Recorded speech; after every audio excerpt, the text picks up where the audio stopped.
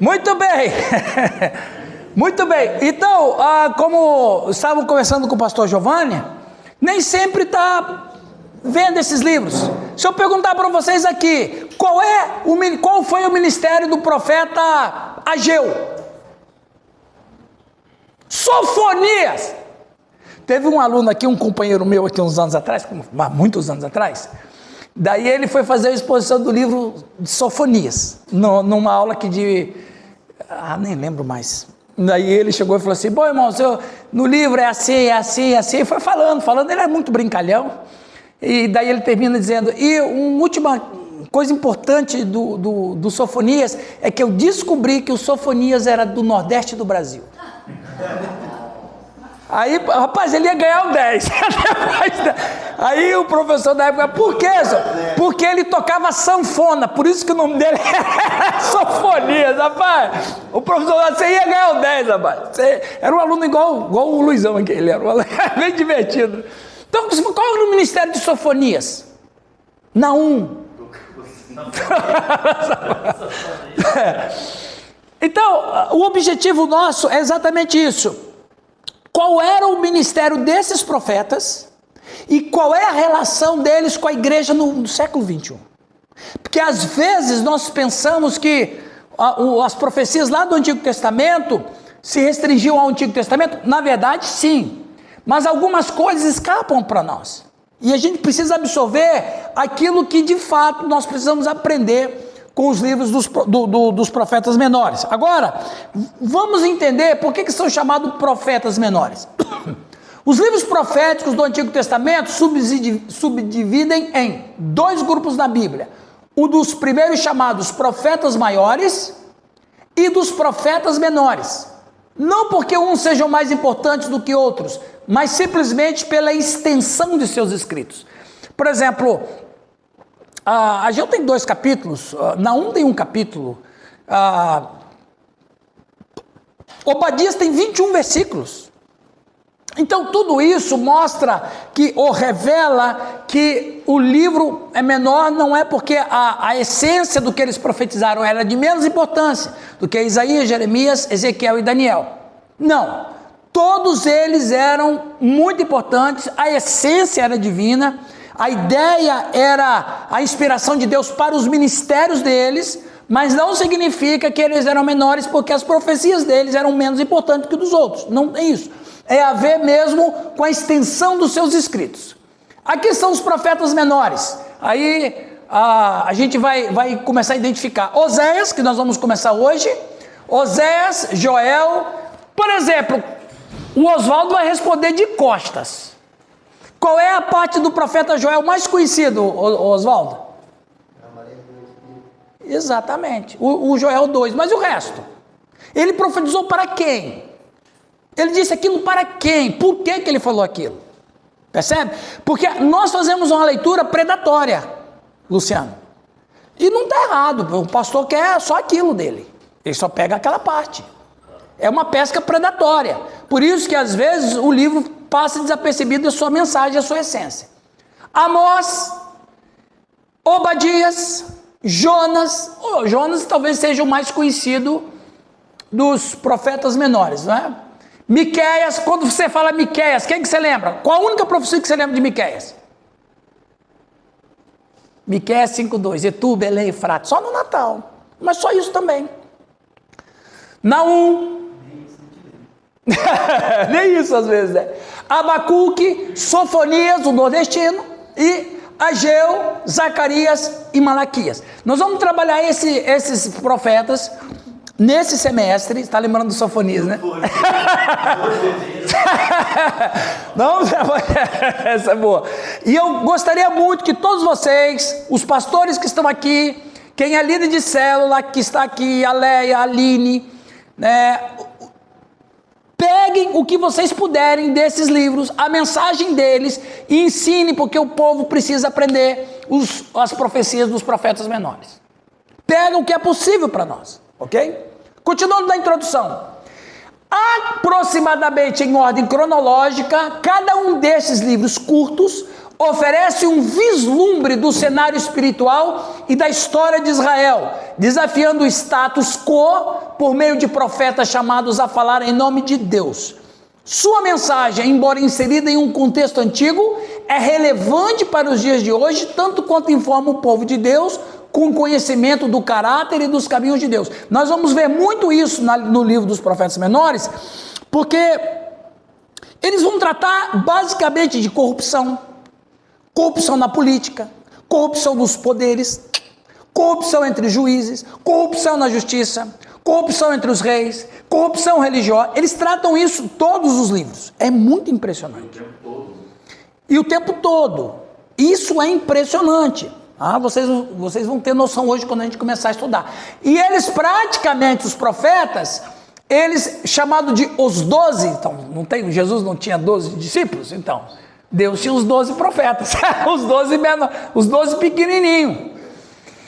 Pregaram durante um período de mais de 3 séculos. Então, a abrangência do período dos profetas menores, ele abrange 3 séculos, 300 anos, aproximadamente do ano 780 a 420. O que aconteceu aproximadamente no ano 780? Menos um pouquinho, 750 por aí. Não, antes, foi antes do cativeiro. Não. Divisão do reino. Exatamente. Vamos tratar disso muito. É a base do Babilônia 606 aproximadamente. Seus ministérios geralmente podem ser divididos entre os períodos pré-exílico, aí por isso que foi a confusão ali, Jorge. Show. Não gosto nada dela, ruim. Pré-exílicos e pós-exílicos, e abrange entre as eras de domínio assírio, babilônico e persa. Por quê? Pessoal, vamos rebobinar a fita. Deixa eu falar uma coisa que eu falei ano passado, no primeiro semestre, quando nós estudamos o livro de Hebreus. Qual foi a razão pela qual Deus criou Israel? Qual foi a razão? Exatamente. Criação de Israel. Preparar uma nação para vinda do Messias. Eu até lembro que eu falei que Deus, na encarnação do Filho de Deus, Aline, a encarnação de Jesus Cristo não poderia ter sido feita numa nação que já existia, porque todas as nações que existiam eram idólatras, assassinas, corruptas, violentas. Então, o Filho de Deus não pode nascer de uma nação violenta. Então, como não tem nenhuma nação, Deus funda uma. Ele cria. E ele cria a nação através de um tronco santo, né? Abraão foi esse que deu início, deu start a essa nação que viria com uma missão. A missão dela era isso aqui, ó. Então, quando você vê os atos e eventos do Antigo Testamento, nada mais é do que o Senhor protegendo a promessa. Essa semana passada, alguém me perguntou assim, Luciano: pastor, por que a gente tem a noção de que o Deus do Antigo Testamento era muito cruel e Jesus Cristo no Novo Testamento é puro amor? Muita gente tem esse pensamento. É um Newton. Até nas nossas igrejas. Totalmente diferentes. Por quê? Por que parece que o Deus do Antigo Testamento era cruel, mandava matar, e aí você vê Jesus, que é o Deus do Novo Testamento, que é puro amor? Aí eu falei para a pessoa: engano seu, porque o mesmo Deus que estava lá mandando matar, Jesus também estava junto com ele. E qual é o objetivo disso? É que lá no Antigo Testamento, Deus estava preparando uma nação e disciplinando uma nação para algo maior, que era a preparação para o Messias. Aí eu expliquei para a pessoa que se Deus não age com mão firme lá no Antigo Testamento, nós não teríamos Jesus, a promessa não viria, a nação iria se perder e ia se tornar uma nação idólatra. Toda a ação de Deus no Antigo Testamento, por mais duro que foi para proteger a promessa, para a salvação da humanidade. Então, com essas informações em mente, essa é a questão. Qual é a ideia de Deus ter sido tão firme, e não vou dizer cruel e nem violento, mas um Deus amoroso? Porque qual pai não vai corrigir o filho que está em desobediência para salvar ele? Então, o Deus lá no Antigo Testamento, a Trindade, passou o tempo inteiro protegendo a promessa.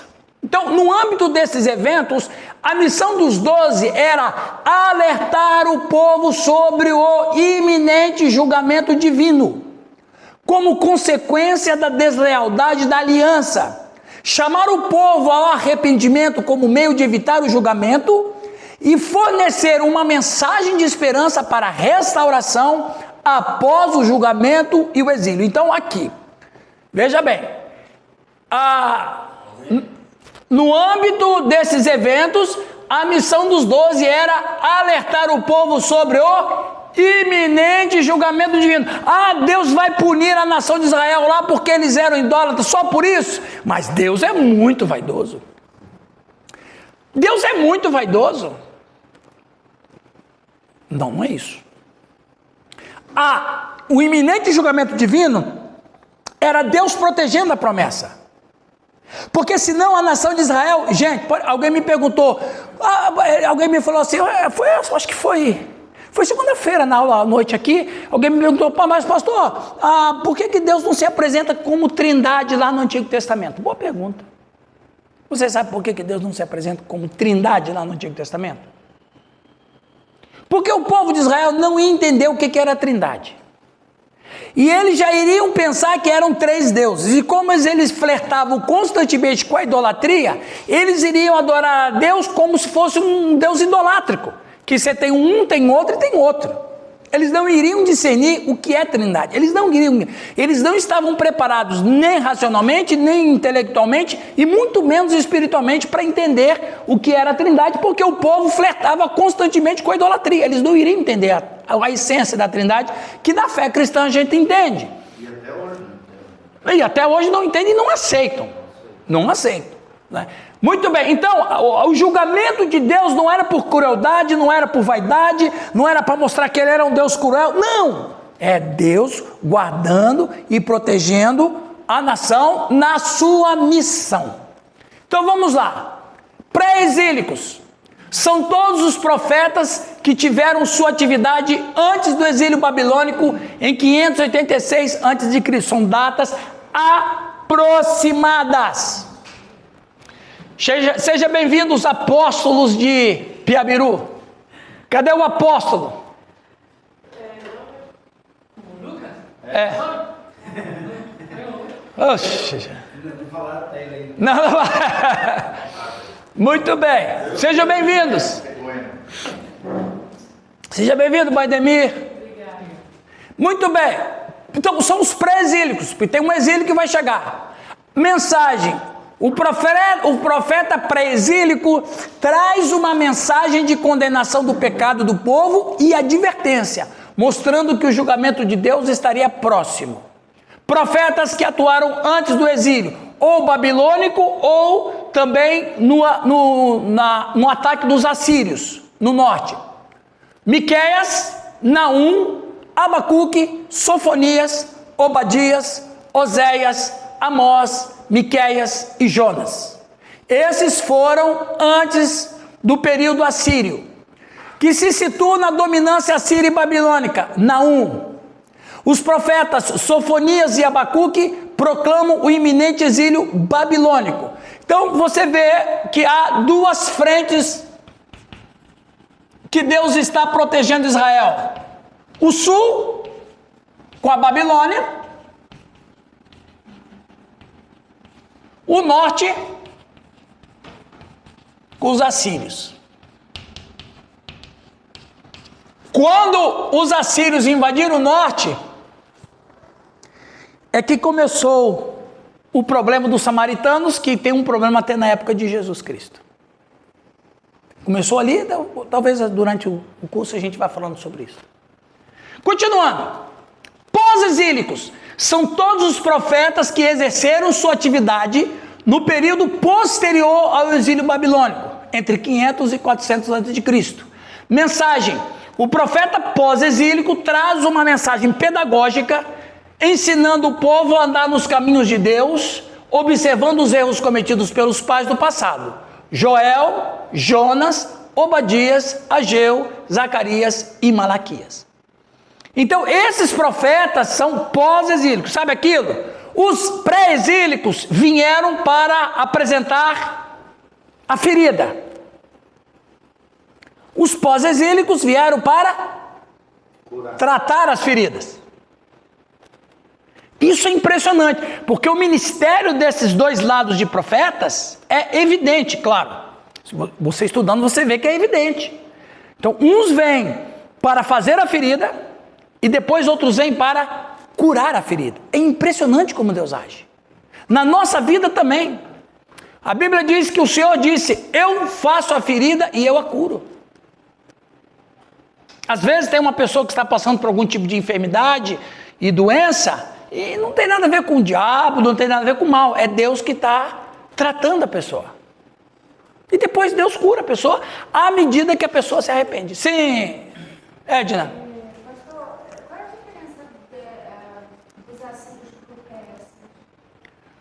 Os assírios para os persas?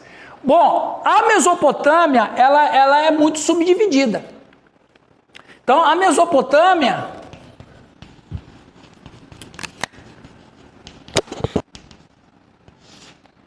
Você tem aí, como você falou, né? Tem os persas, os babilônicos, tem os sumérios, tem os acadianos, todos eles na terra de Sinar. Então, a diferença é que a diferença é só de localidade, mas eles são todos da mesma cultura. Hoje, o persa, qual é o país hoje? Irã. É o Irã, né? Certo, o Edna? Então, eles são todos de uma região só, na Mesopotâmia. E a Mesopotâmia era... Tanto é, por exemplo, Abraão era de que parte? O dos caldeus. Não é isso? Ah, tá, até faltou... Ah, não, tá aqui. Era uma província. Era uma província, Babilônia era uma província. Se revelou como os Medo-Persas. Exatamente. Ok? Pastor, Seja. é interessante ali que os profetas faziam trazem uma mensagem mais pedagógica, ensinando o povo a andar no caminho. Eu acho interessante essa mudança que já vinha trabalhando, a mudança da forma de trabalhar, de agir e trabalhar com o povo. Sim. Antes não era a mensagem pedagógica, era uma coisa mais dura. Era firme, exatamente. E aí já estava começando a trabalhar a essência do povo já para a vinda do Messias. Né? Exato. E foi bom você tocar. Vou dar um exemplo dessa pedagogia. Eu vou dar um exemplo dessa pedagogia. Eu espero que ninguém aqui, nenhum pastor aqui, jogue pedra. Não, pedra é ruim, né? Jogue tomate em mim. Por exemplo, Malaquias. Quando você fala em Malaquias, quer ver? Qual é a ideia, qual é o tema que vem à superfície? Dízimo.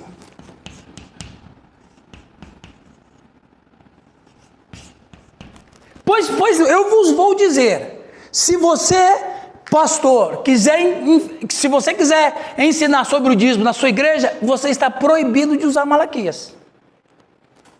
E eu vou explicar por quê. Veja, Malaquias é um profeta pós-exílico. Agora eu vou fazer uma pergunta que vocês vão saber. Quantos judeus voltam da Babilônia? 3 levas, mas no total? 50 mil. 90%, ou mais um pouco, mas eu vou chutar 90%.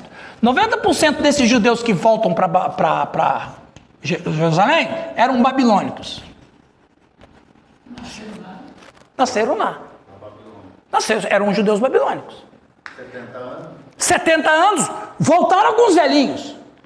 Mas 90% nasceram na Babilônia. Como é que eles conheciam a sua própria cultura? Como que eles conheciam? Eles não tinham tempo, até hoje, não é? Então, era a sinagoga. As sinagogas surgiram na Babilônia. E a sinagoga tinha um propósito: conservar a fé e cultura. Que foi bom? Foi maravilhoso. E tem até hoje. Só que eles não têm, os judeus que voltam da Babilônia, eles não têm nenhuma cultura com templo, com sacrifício, não tem nenhuma cultura com dízimo, não tem nem mesmo nenhuma cultura urbânica.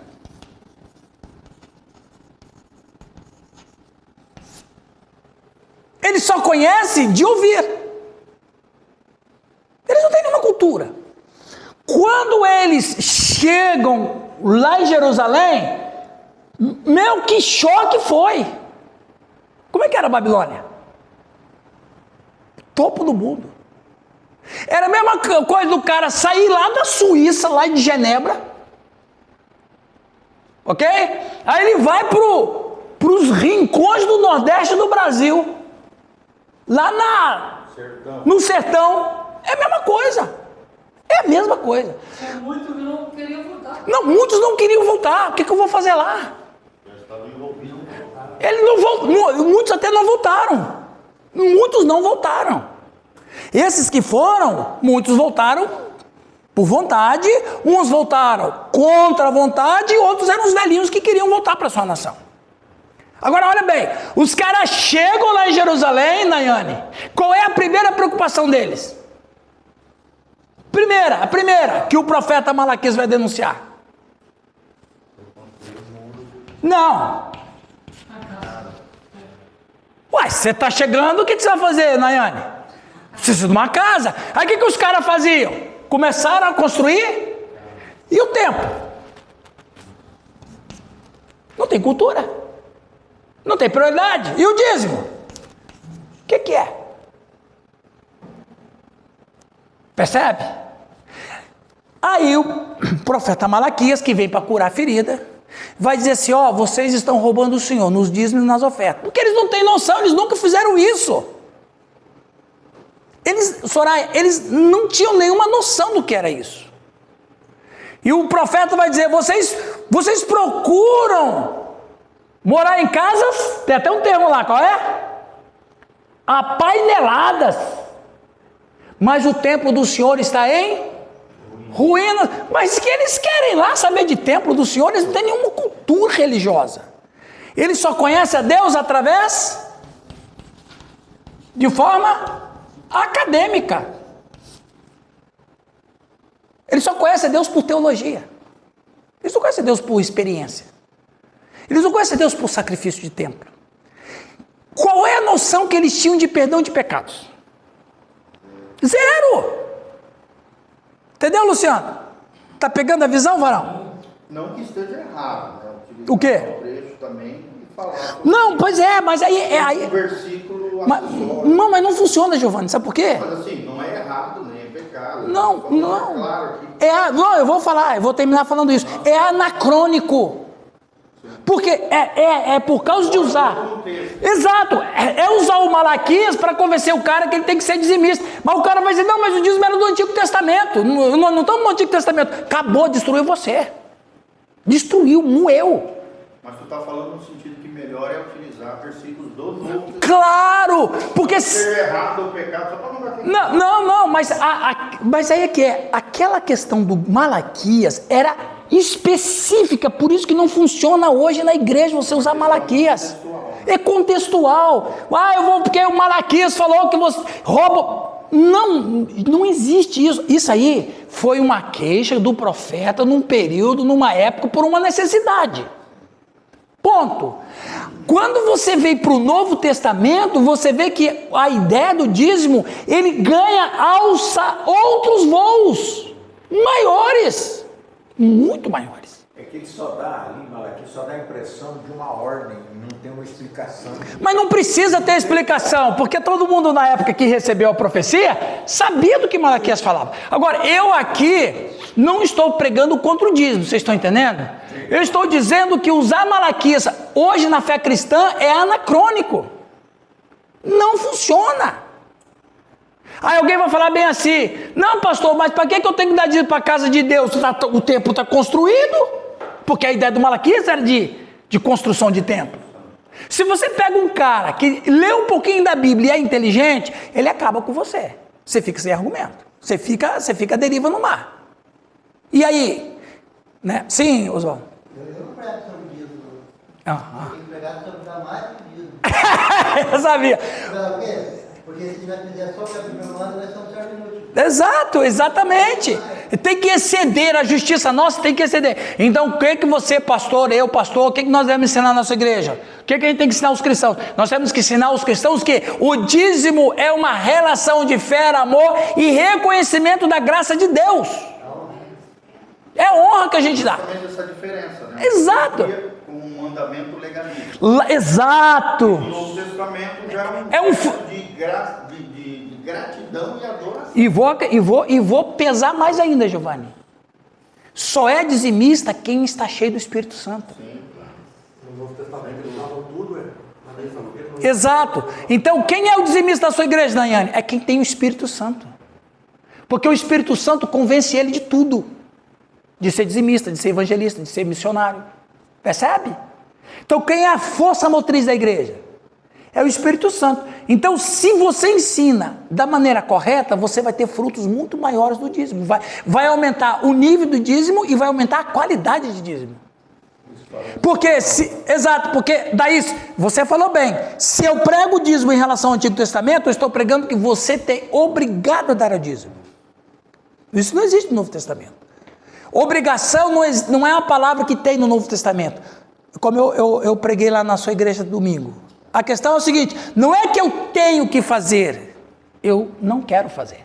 Ou, não é que eu tenho que fazer, eu quero fazer. Não é o que eu não posso, eu não quero. É a vontade que muda. Eu decido fazer. Por que você decide fazer? Porque o Espírito Santo está me inspirando para isso.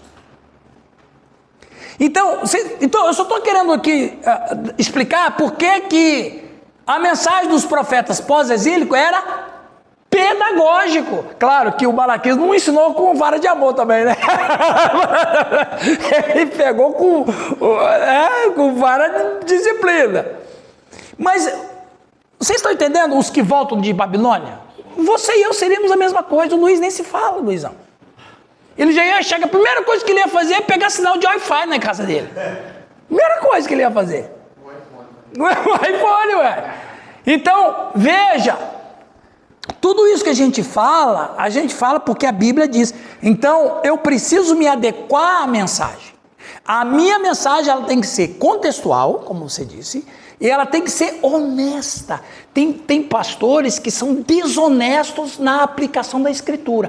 Ou uma desonestidade por falta de conhecimento, ou por uma desonestidade mesmo. Ele sabe o que está dizendo, mas ele não quer usar. Ele quer usar do jeito que ele quer usar. Não querer saber. Né? Ok? Ok, meus irmãos? Aí tem outros também pedagógicos. A gente só citei um exemplo. Profetas. Ageu, 520 a.C., Zacarias, 520 a 518 a.C., falam a primeira geração de retornados do exílio da Babilônia. Malaquias, 450 a 430 a.C., encerra o corpus com exortação a uma geração posterior, já estabelecida de volta à terra, com Joel e Obadias, permanecendo ambíguos na linha do tempo dos 12. Não sabe muito bem aquela parte. Esses profetas viveram e ministraram por um período de aproximadamente 450 anos, do século 9 a.C. ao século 5 a.C. Eles se dirigiram a diferentes reis, reinos e crises, mas compartilhavam um propósito único: falar em nome de Yahvé, o Deus de Israel, que cumpre a aliança. Eles vieram de todos os tipos de vida. Alguns eram sacerdotes, como Zacarias, outros pastores, como Amós. Então, são vários tipos de pessoas que Deus usa, não um tipo só, vários tipos, porque a mensagem de Deus ela é uma mensagem rica, e ela é uma mensagem una, e ele vai provando isso usando pessoas, por exemplo, Amós mesmo, ele era rude. Amós era rude. Chamava as mulheres de vaca. Vacas de Bazã. Percebe? Não, e as mulheres da época, viu, Raquel? As mulheres da época, o Amós vai denunciar que as mulheres da época diziam para os seus maridos que elas queriam dinheiro, não importava como. Eu imagino mulheres fúteis. Elas ficavam todas, o profeta vai dizer, vocês mulheres, vaca de Bazã, oprimem vossos maridos dizendo, dá. Então assim, é didático também, mas ele era firme. E tem uma passagem interessante, que o profeta oficial do governo, do império, do reino, melhor dizendo, o Zedequias, ele vai chegar. Aí o Amós causa maior confusão lá na cidade, maior confusão. Aí os caras chegam para o sacerdote-chefe e falam assim, tem um cara aí, pelo sotaque é do sul. Pelo sotaque é do sul. O cara tá falando um monte de coisa, diz que Deus vai fazer isso, que Deus vai fazer aquilo, e papapá. Como é que a gente faz com esse camarada aí? Chama ele lá. Chama o cara lá. Aí ele chegou lá com o chefão, o dono, o bispo. Quem é você, profeta? Vai ganhar o teu dinheiro lá no sul. Já chamou o cara de charlatão, né? Vai ganhar o seu dinheiro lá no sul. Aí ele chega e fala, eu não conheço você, eu não sou profeta. E nem estive na escola de profeta. Eu sou boiadeiro, plantador de sicômoro. Eu não conheço você. Mas uma coisa eu vou dizer, tua esposa vai virar prostituta e teus filhos vão morrer em terra estranha.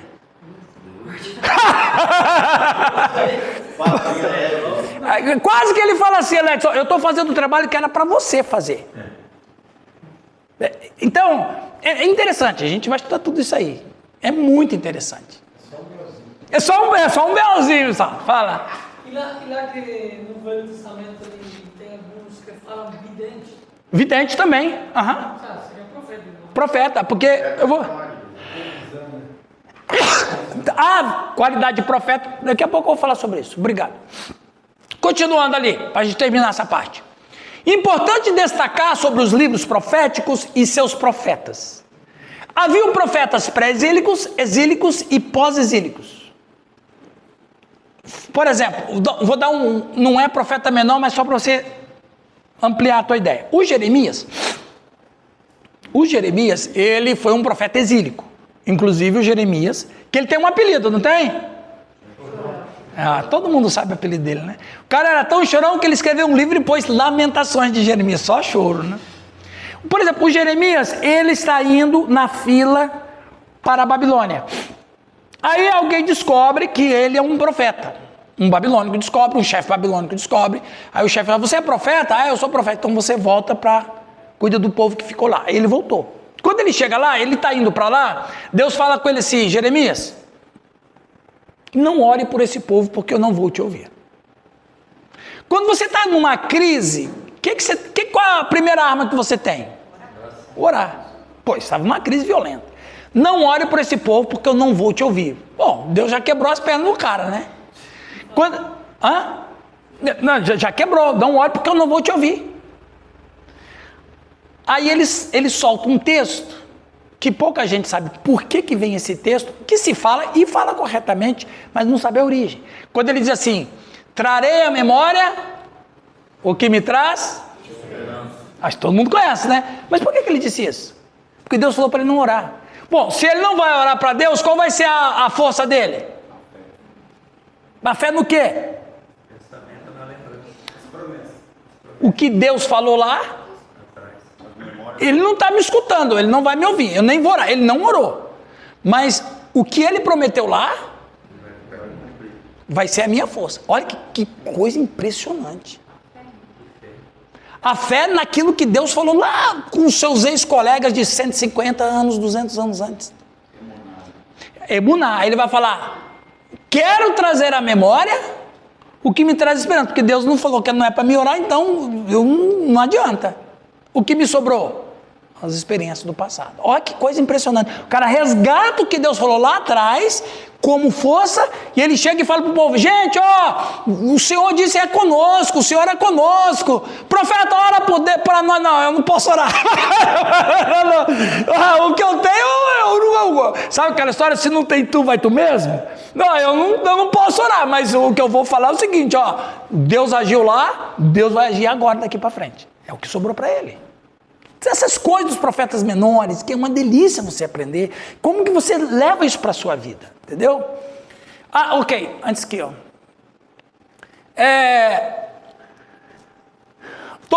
haviam profetas pré-exílicos, exílicos e pós-exílicos. Agora, preste atenção, isso que é importante bater nisso aqui, ó. Todas as profecias do Antigo Testamento giravam em torno de 3 eixos principais, e, portanto, todas já se cumpriram. Quais os 3 eixos? Esses aqui, ó. Profecias messiânicas, profecias do cativeiro e profecias do retorno do cativeiro. O que você tem fora esse eixo principal são alguns lampejos sobre o Messias, sobre a segunda vinda de Jesus, e uma coisa ou outra, mas muito vago. O grosso das profecias está ali.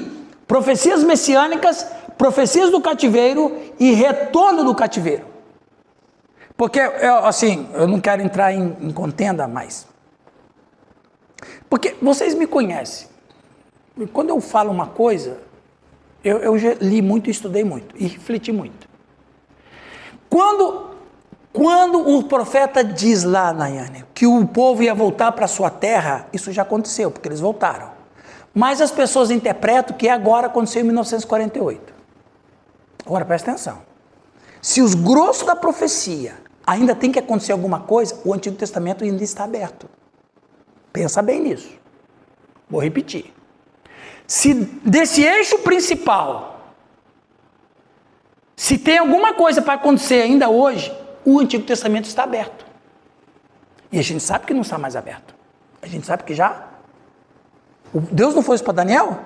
Sela a profecia, selou. Cristo acabou com tudo.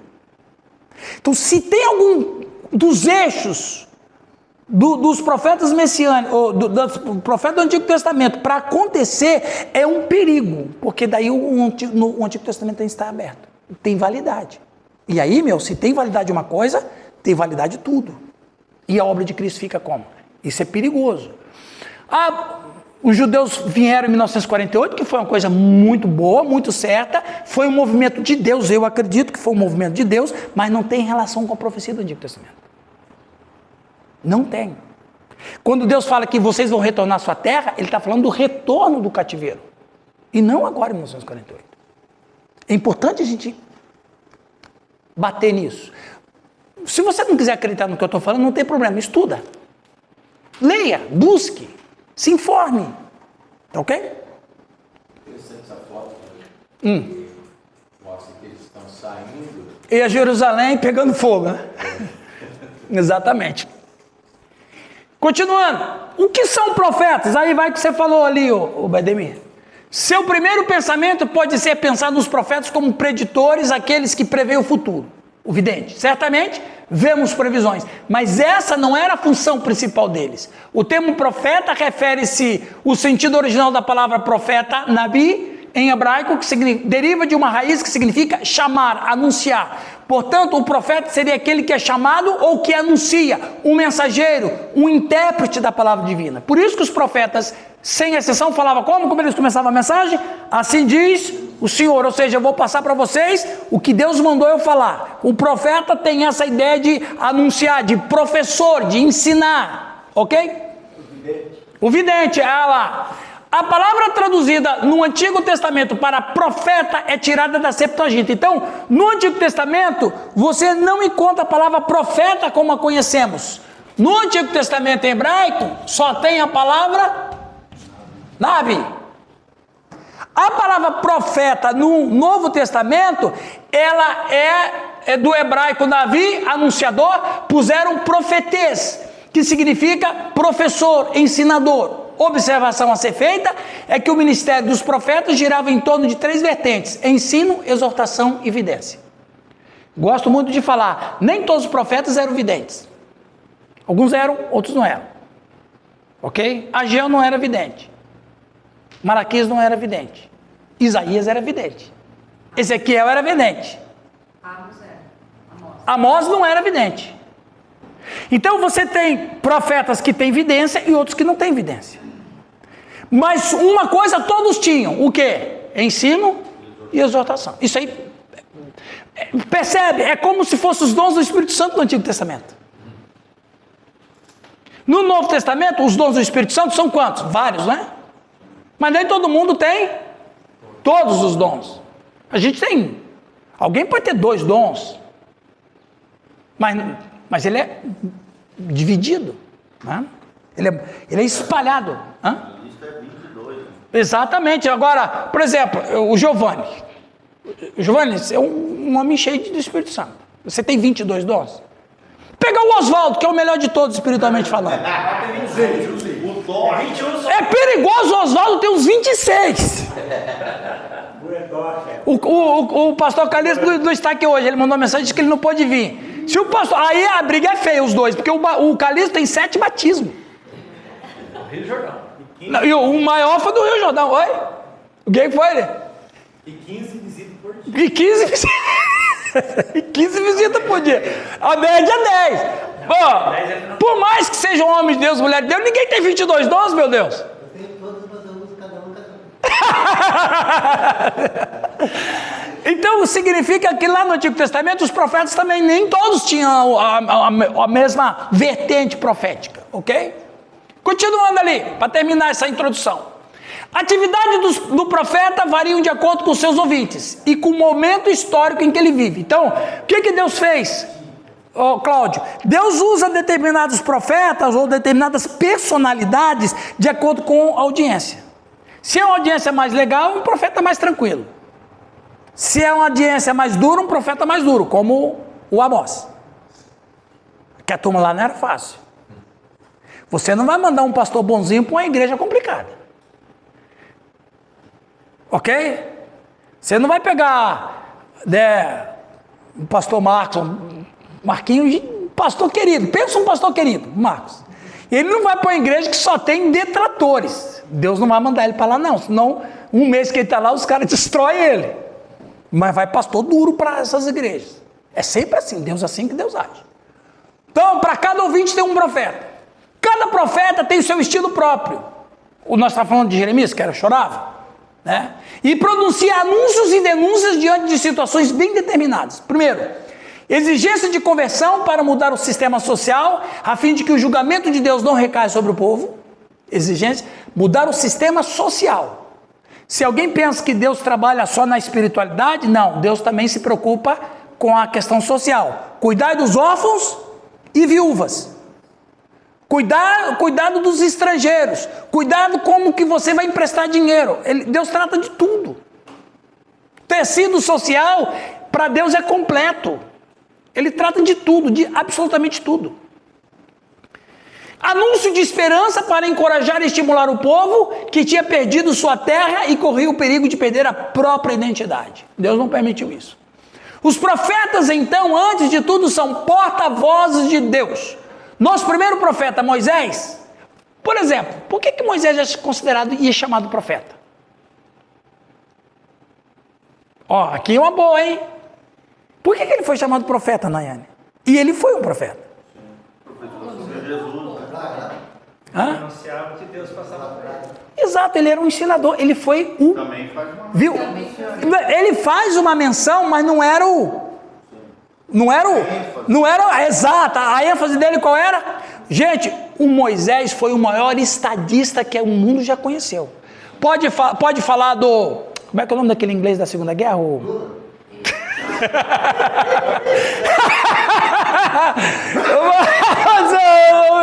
Eu vou expulsar esse espírito aí. Como é que é o nome lá do estadista inglês? O Churchill. Churchill foi um estadista. Um dos maiores. O mundo teve muitos estadistas, mas igual Moisés, ninguém chega perto. Abraham Lincoln. O Moisés é o maior estadista de todos. Por quê? Por algumas razões. Ele pega um bando de escravos numa ponta e entrega na outra ponta uma nação. Ele pega uma nação de escravos numa ponta e na outra ponta ele encontra uma nação com leis estatuto, culto e liturgia. Ele pega um bando de escravos numa ponta e na outra, e ágrafo. E o povo ágrafo. E dá para eles um alfabeto. Que estadista maior foi esse? Não tem. A cultura pedagógica de Moisés era fantástica. Agora, veja bem, quando é que você acha que ele escreveu o Pentateuco? Quando era sua última ação no deserto. Ele entrava lá na tenda dele, abria o notebook dele e ficava, né? Era o único momento que ele tinha para escrever o Pentateuco. Ou você acha que ele sentou numa pedra? Não, era todo dia. O cara se esborrachava de trabalhar durante todo o dia, num calor, escutando aquele povo reclamando: eu quero comida, eu quero carne, eu quero água. O meu vizinho fez cocô do meu lado e não limpou. Pensa bem, no deserto, o cara com 100 anos de idade, o Newton com 80 não está aguentando. O cara com 100 anos de idade. E ainda assim, ele tinha tempo para fazer o quê? Escrever o Pentateuco. Meu Deus do céu, que homem foi esse? Eu estou escrevendo o quê? Então, o Moisés, ele foi o primeiro profeta, o ensinador, o estadista, o didático. Percebe? Claro, ele profetizou sobre o Messias, mas não era o carro forte dele. Mas ele é considerado profeta, né? Deus nos dá o paradigma de como o papel profético funcionou. Ele lembra os israelitas de serem fiéis ao acordo, de acordo com os termos da aliança. Pessoal, estou terminando aqui, tá bom? Vocês estão cansados? Não, deixa eu ver que horas é agora. 10 horas, está quase chegando no café. Ao fazer isso, continuariam a experimentar as bênçãos corporativas que Deus prometeu. Por outro lado, ele também os alerta que violações da lei levarão à punição. Moisés era como um cão de guarda de pacto pelo bem do povo. Eu gostei dessa... Ele era um cão de guarda. E ele não era fácil também. Moisés era firme. Eventos principais da história. Reino Unido, 1050 a.C., com Davi. Israel se afasta da cultura tribal, vista em Juízes. Lá em Juízes ele é um povo tribal, correto? Tribo de Dan, tribo disso, tribo daquilo, tribo de Ruben, tribo. Começa a se unir sob Saul, que é nomeado seu primeiro rei. A unidade é breve e dura apenas para os 3 primeiros reis: Saul, Davi e Salomão. Agora é que fica feio a história. O reino é dividido. Alguém lê, por favor, esse slide? Pode.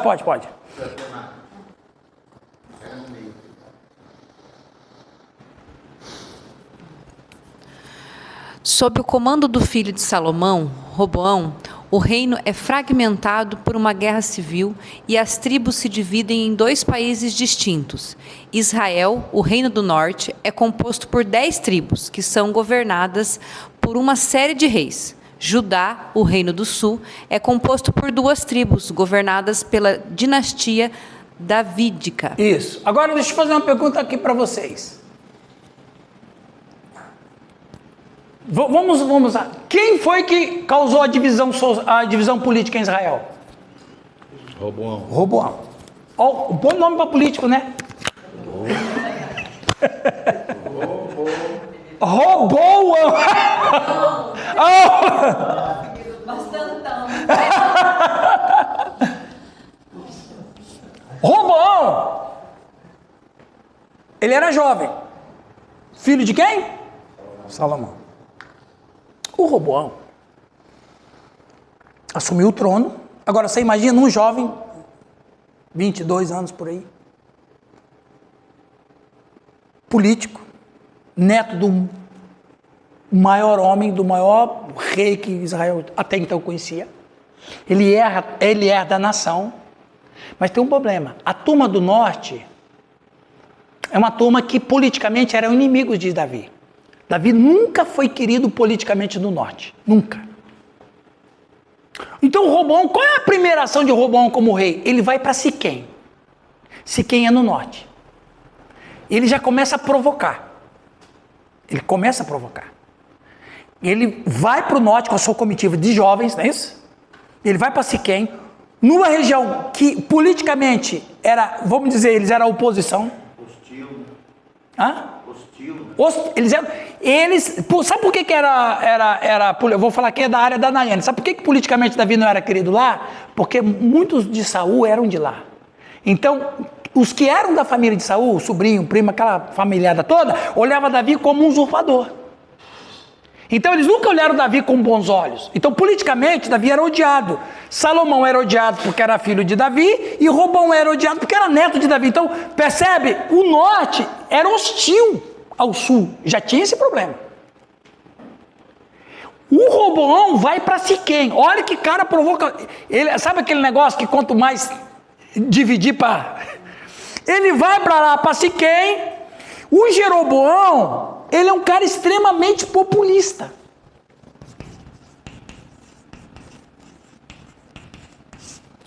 Ele é extremamente populista.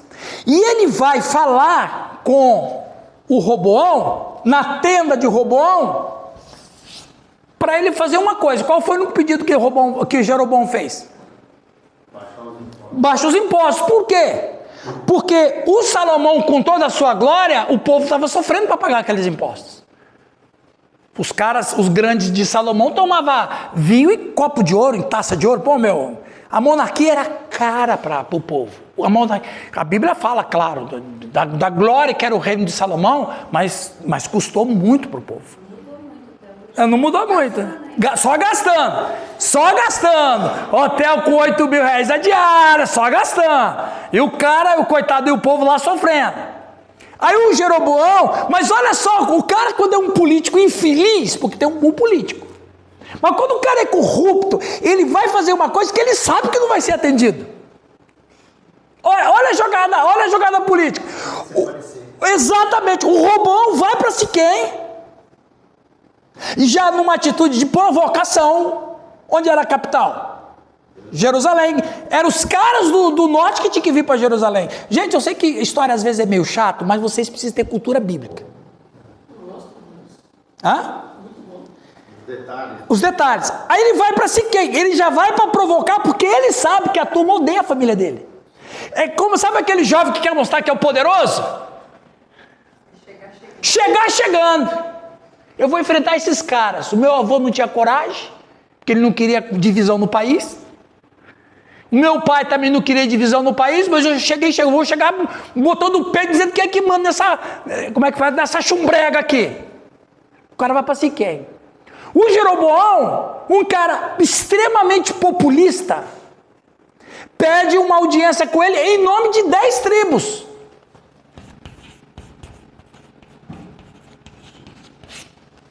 Aí ele chega para o Roboão, olha a jogada política. Ele sabe que o pedido dele não vai ser aceito, mas ele só precisa de um motivo para dividir. Você percebe? Ele chega lá e fala aqui, ô rei, você é novo e tudo, nós temos esperança. Na verdade, essa é a esperança que a gente tem a cada 4 anos, né? Que o que vai chegar melhore. O que vai chegar melhore. O seu pai era glorioso, maravilhoso, mas baixa o povo, baixa o imposto, tá demais. Aí ele não respondeu na hora. O que ele faz, Giovanni? O que ele faz? Consultar os amigos. Vai consultar quem? Os jovens que é tudo miolo mole, pessoal. Os jovens que andavam com o Roboão eram jovens desocupados. Playboy, era essa palavra que eu queria. Era tudo playboyzinho, que andavam com iPhone pra lá e pra cá, igual os amigos do Neymar, né?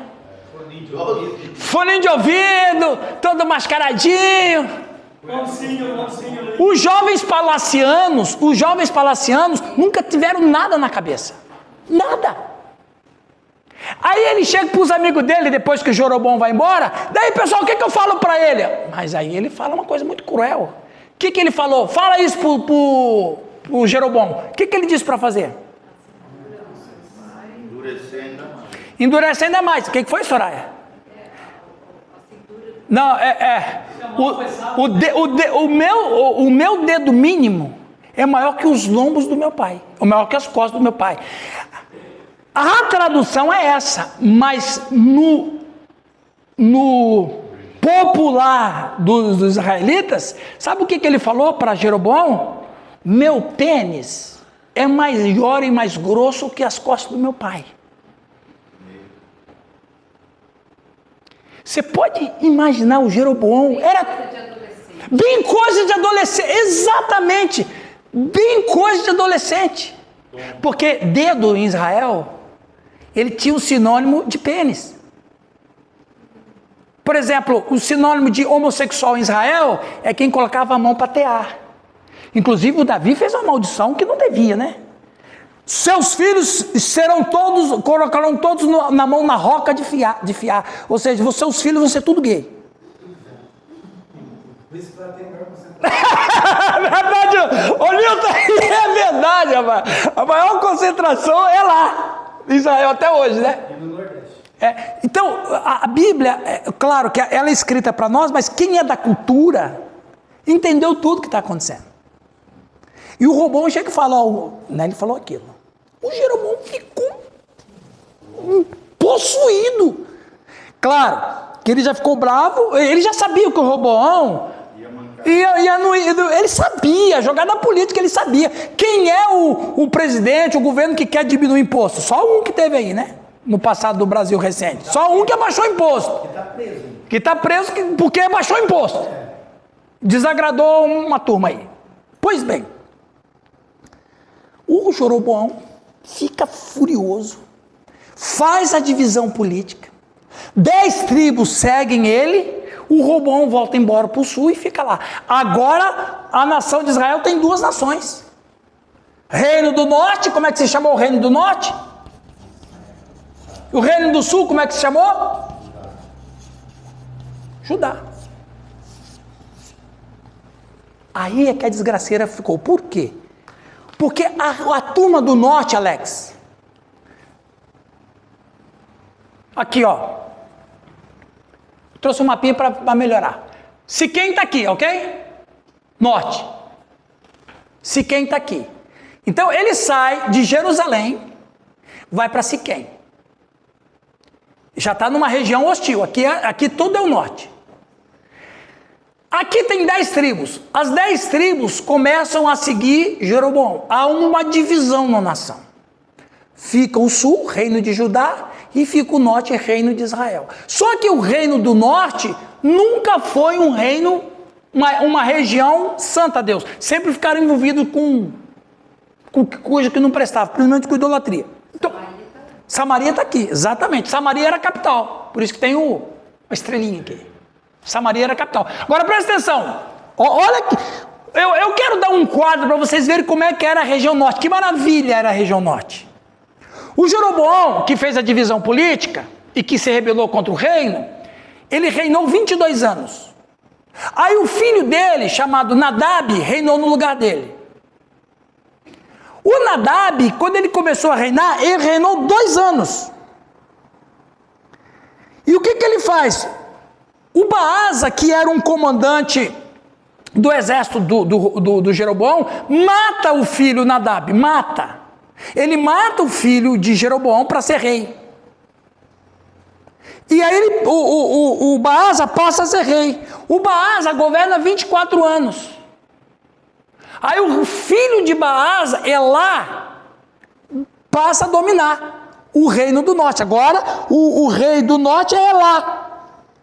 O que Elá faz? O Elá tem um comandante chamado Zinri.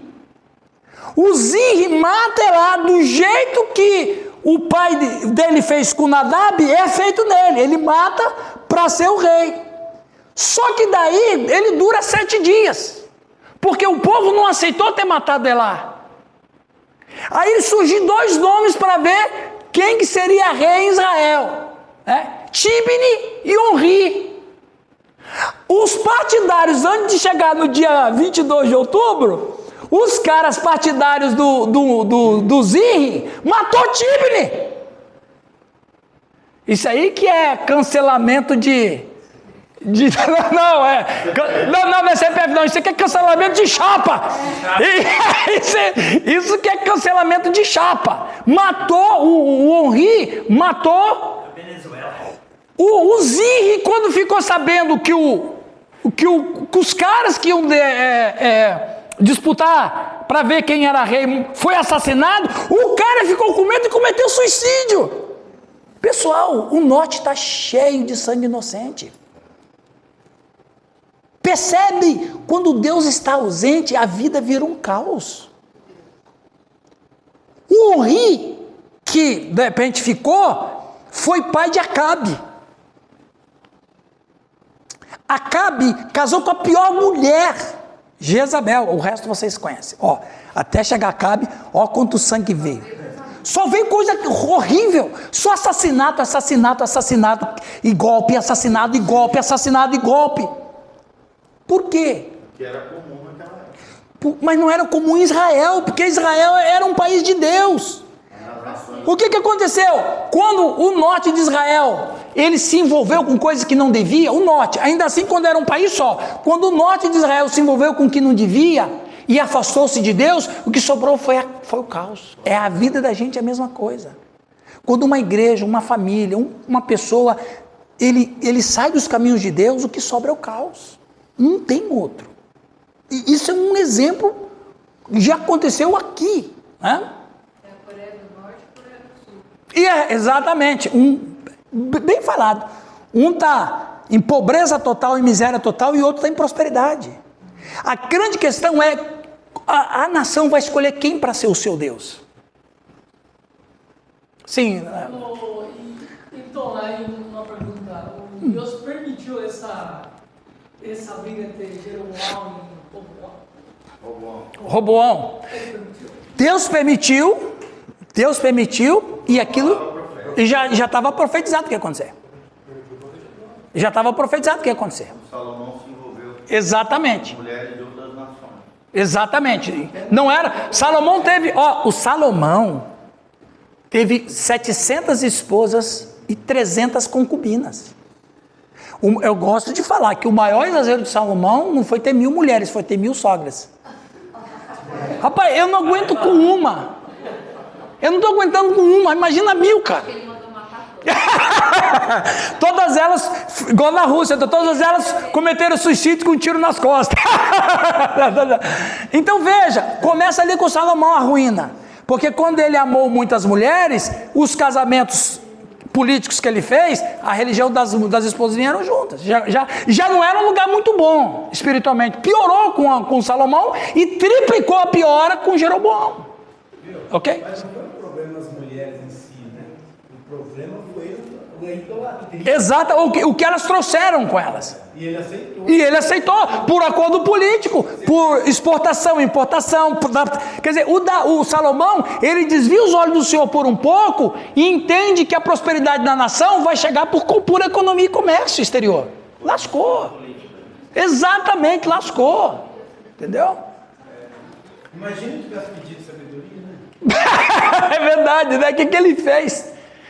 Aí nós temos o exílio assírio. Em 722 os assírios capturaram a capital de Israel, derrotaram o norte, e 10 tribos são realocadas e nunca mais retornam para sua casa. Então o norte caiu antes que o sul, né?